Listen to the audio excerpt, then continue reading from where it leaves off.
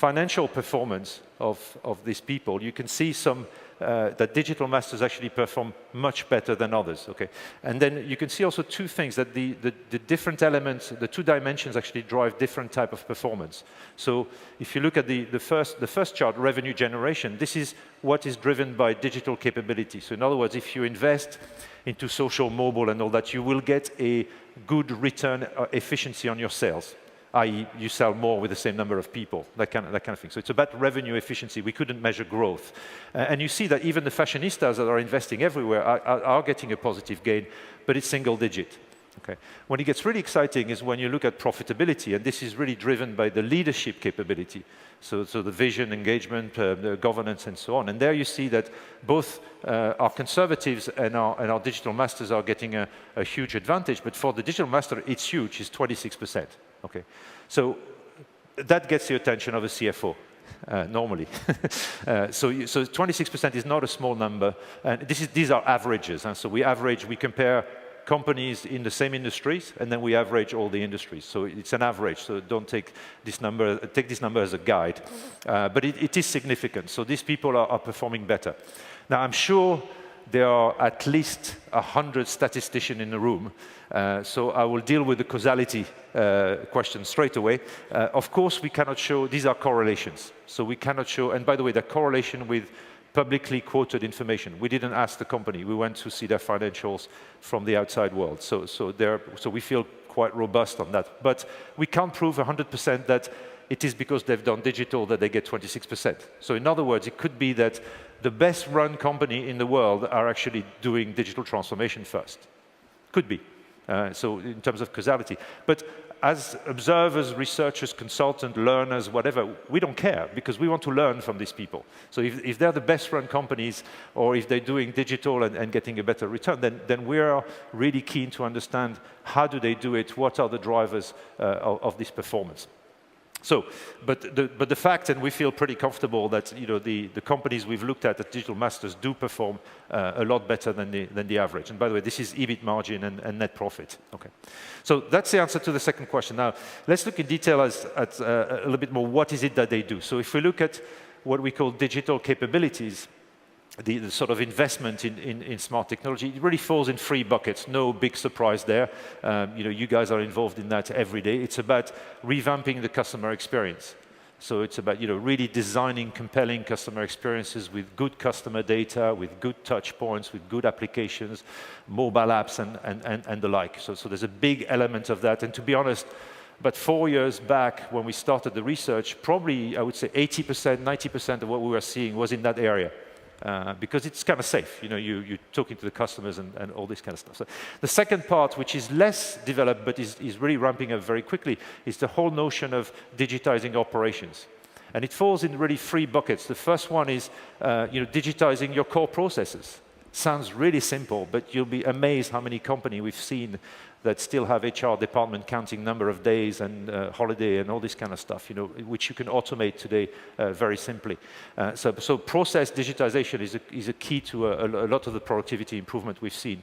Second one is worker enablement. So this is a fancy word to say, how do we collaborate better, connect better, start changing the way we actually work within organization? And it's all to do with the Enterprise 2.0, which Andy McAfee wrote an entire book on that, and you guys are very familiar with that. But it is starting to change the fabric of organization. And the last one is about performance management, which is really data, information.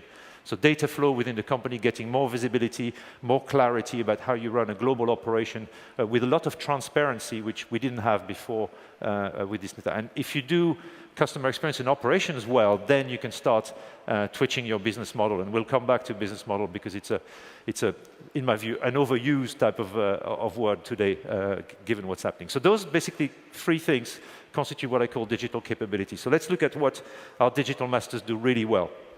And actually, I was looking at this slide yesterday when I was practicing. I said, God, on a PowerPoint slide, it looks so simple. It's really easy.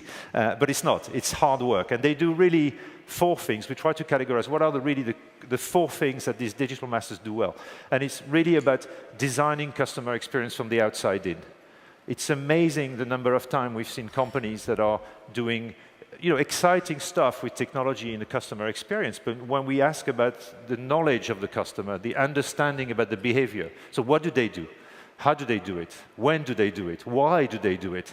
Do you have different segments? How are the Gen Y guys behaving? How do you care with that?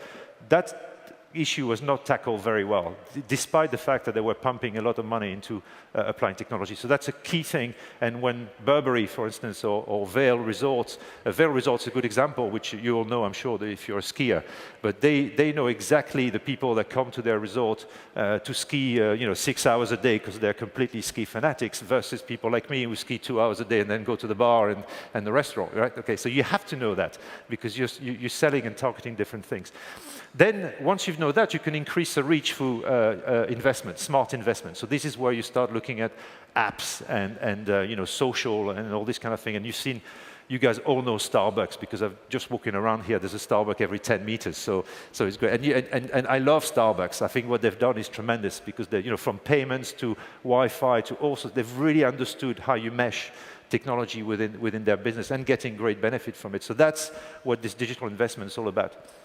The third one is putting data at the heart of the customer experience. So it's how do we become much more scientific about personalization, about targeting through customer data.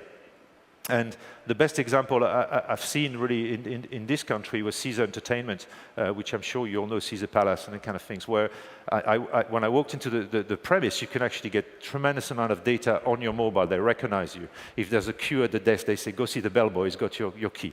You've got your 2 kids, you get discounts on this thing. So it's really impressive application about how you can personalize, and it's, of course, it says Dear Didier, so you feel really good about it.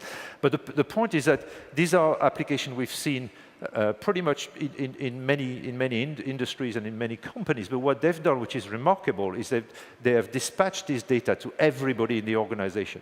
So in other words, if you're the chambermaid and Didier Bonnet has lost $20,000 gambling the night before, which I don't gamble, so this is a hypothetical case, but let's say I did, I would be coming into my room with a bunch of flowers and a box of chocolate to make sure that I come back. Okay, because it was a bad experience. Okay, so that's where the data really becomes important. And the last one is really about meshing the old and the new. There's this vision very often I see with people doing digital strategy or CXOs that they say, well, let's forget the past and we're going to do digital. And I think that's so wrong. Digital is about intelligently meshing the old and the new. And Burberry is a great example. When you walk into a store, people still want to look at the bag, feel the bag, touch the coat or the suit or whatever. But nevertheless, it's full of technology all around you, including they're trying out, sort of augmented reality, so you can try different colors and all this kind of stuff. But so the meshing of the physical and the digital is really what separates these people. So that's customer experience, and that's